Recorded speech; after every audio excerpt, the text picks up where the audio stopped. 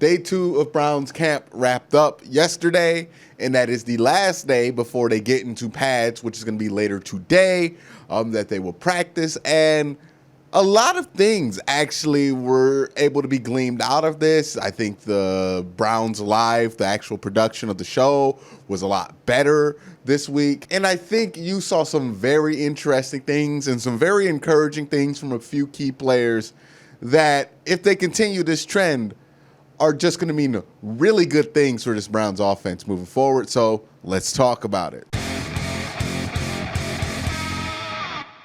Real quick before I get into the second day of camp, please don't forget to hit that like button, hit that subscribe button, and ding that notification bell so you can be notified when I upload. I'm going to have a ton of AFC North training camp content coming within the next few weeks, so make sure you're locked in so you can get all that content when it's available. So a couple of structural things as far as the offense goes. There were no changes from what happened on day 1 to the depth chart or anything like that. Grant Delpit did see more reps with the ones on day 2, but not a ton of reps with the ones.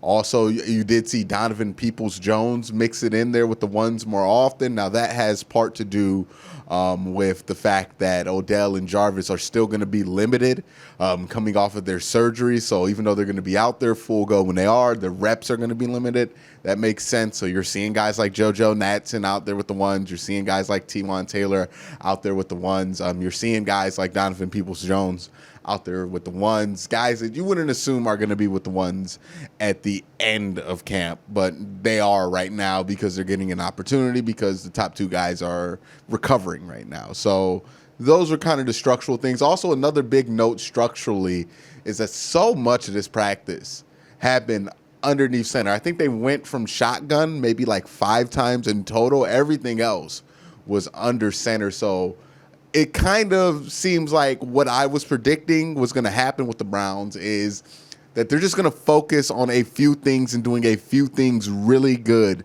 to start the season off, and then try to expand as they get more practice time during the season, because it looks like they're just really trying to get their under center game down tight, so that they can run the ball really well and play out of play action there, and do all those things in that offense really well from under center.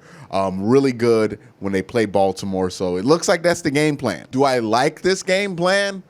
I'll say this: I like it a hell of a lot more than the Todd Monken air raid that they were doing last year. So yeah, I think this works better, and I think a couple of pieces shine better. And the most important piece of this all that shined really bright today was Odell Beckham Jr. He was fantastic. He was truly the Odell Beckham Jr. that the Browns were trading for last year. This was a top 5 receiver in the NFL today. He was all over the field. He was explosive. He was making acrobatic catches, jumping, being in the right place at the right time, being explosive off those slants. A lot of highlights from Odell and Baker Mayfield today in practice. It also looks like Baker is getting a lot more accurate and a lot more timing down with his mid to long throws so far during camp. He has been kind of iffy on these outs that they throw every once in a while, but when it comes like to these slants and everything else, the seam routes, he's actually hitting those pretty well and looking pretty accurate and moving pretty well, I might also add. He looks more athletic. He looks to be not just like in better shape than he was in last year or just like good shape. He looks like he's in great shape. Like he has muscle definition and a physical build that just has not been there for Baker Mayfield at any point in his career. Like I can confidently say he looks like one of the more physically impressive quarterbacks in the NFL as far as overall build goes. He's never been that ever as a college football player or even as an NFL guy. He's never been like sloppy. Like last year, he kind of looked a little sloppy every once in a while when it came to his build. He's never been somebody you would look at and think of as a physically impressive dude when it comes to his build. But this year, he looks physically impressive. He has some muscle definition. It's all there. So physically, it looks like it's all there for Baker Mayfield this year. Mentally, I don't know where he's at mentally. That's going to be a whole nother round of practices and games before we know that. But the big news is that Odell Beckham, Baker Mayfield seem like they're getting on track with this chemistry, that they're starting to figure each other out.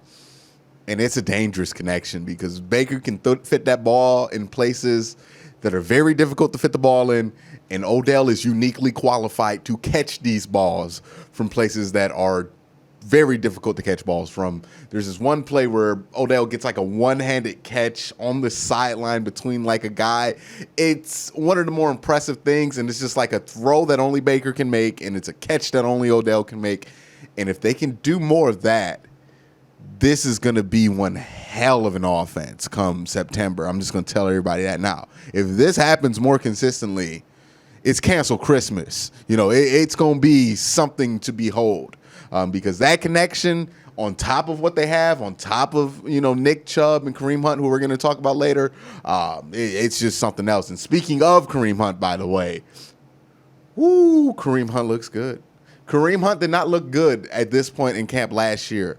Kareem Hunt did not look good when pads came on last year. He looked like he was trying to get his legs underneath him.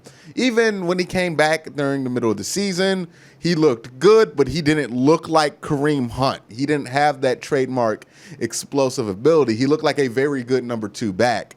Ladies and gentlemen, through the first 2 days of camp, and I understand no pads have been paid, no tackles have been made, so take this with a grain of salt. But through the first 2 days of camp, Kareem Hunt has at times, a lot of times, quite frankly, outshined Nick Chubb, who is one of the best running backs in the NFL. Kareem Hunt looks very explosive, like super explosive this year. He is faster. I'm telling you, I'm not trying to hype anybody up, but I'm just saying right now, I would buy into some of this Kareem Hunt stock because it looks like it's going to pay out fantastically during the year because Kareem Hunt, he looks like Kareem Hunt of 2017. Like, he looks like that guy who led the league in rushing. And having a guy who has once led the league in rushing behind the dude who almost led the league in rushing last year, that's one hell of a combination to have. And they both look like they're ready to go because Nick Chubb, I said he looked heavy in that first day. He did not look as heavy this day, so maybe whatever he had going on, he doesn't have it anymore. But he looked like Nick Chubb. And Kareem Hunt, he looks very good for the first 2 days of camp. Better than he's looked all of last year. This is very promising.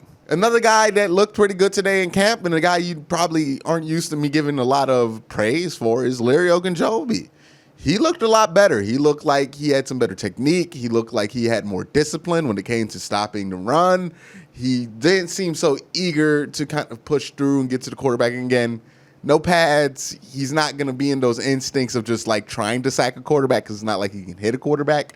But what I have seen so far of Larry Ogunjobi, he's gained a lot of muscle. He looks physically more sturdy. He seems like he's able to hold his ground a lot better than he did last year.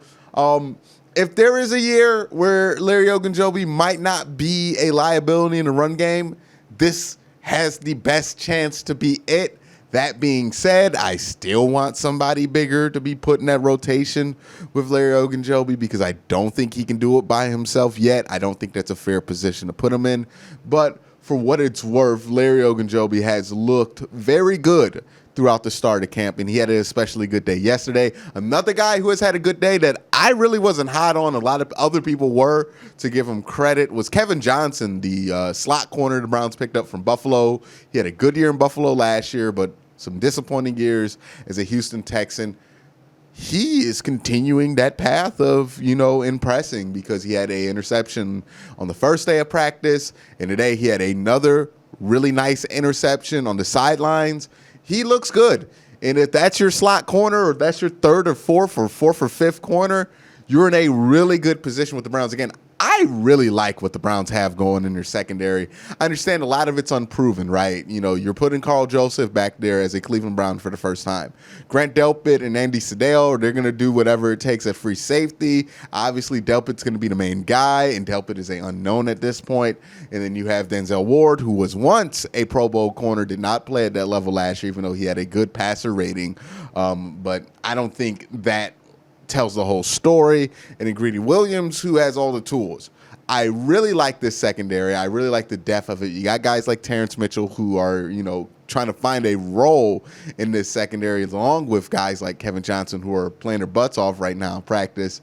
I really like what the Browns secondary has going, and I think there are only two things on this Browns defense that are going to be able to bail out some of the issues that I've had with how this defense has been built or how they have went about replacing some pieces. And that's going to be the secondary, and that's going to be Myles Garrett. And we haven't seen Myles Garrett on the field, but we can pretty much assume he's going to be Myles Garrett. We would hope he's going to be Myles Garrett. And in the secondary, it looks like they're holding up their end of the bargain. So as the Browns start to head into padded practices, which is going to happen later on today, they're in a good spot, I think. They look pretty crisp. Everything looks well ran. There's not a lot of head scratching. Everybody knows where to go next. Just those structural things, they seem fine. Baker seems like he is more so back to his old self, if not even better. Hopefully he's even better because that's what the Browns are going to need of him.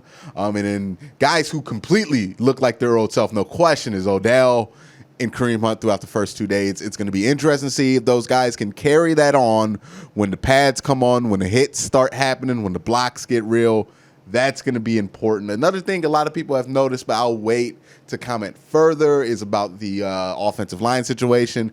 Nick Harris setting in there, and then obviously Jedrick Wills at left tackle. A lot of people have been complimentary of it, saying that, you know, even Joe Bitonio said he couldn't even tell he was between two rookies. That's a good sign, and that tells you Jedrick Wills hasn't had a lot of issues flipping his feet and kind of getting used to the new techniques on being on the left side of the offensive line, something I didn't think he would have much of a problem with, but some people brought it up as an issue. Didn't see it happening there. And then Nick Harris seems to be holding his own at center. Some people thought really highly of Nick Harris at center. My only issue with him being picked there was that I didn't think he could play guard, and I didn't know if there was a spot on the team for him if it's not going to be guard. But lo and behold, he's getting the opportunity at center right now while JC recovers from this minor knee surgery that he had just a few days ago. You also got some pieces under the radar that look like they're going to step up. Kevin Johnson and Donovan Peoples-Jones. It's a guy to watch. It's one of the more intriguing names on this roster. He looks like one of the most physically impressive wide receivers on this roster when it comes from just a physical build standpoint. And he's getting more and more snaps with the first team. And he even won a few routes today, but he didn't get the ball against like Denzel Ward.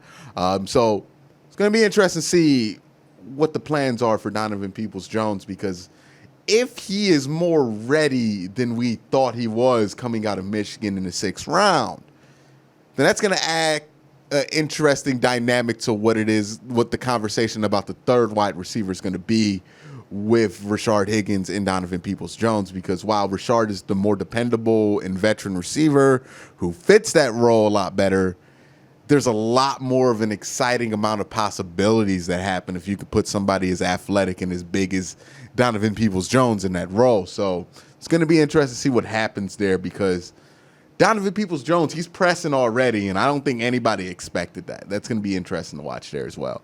But that's my thoughts on the second day of camp. Let me know your thoughts down in the comment section below. But again, guys, thank you guys for watching. Have a great day. Have a good night.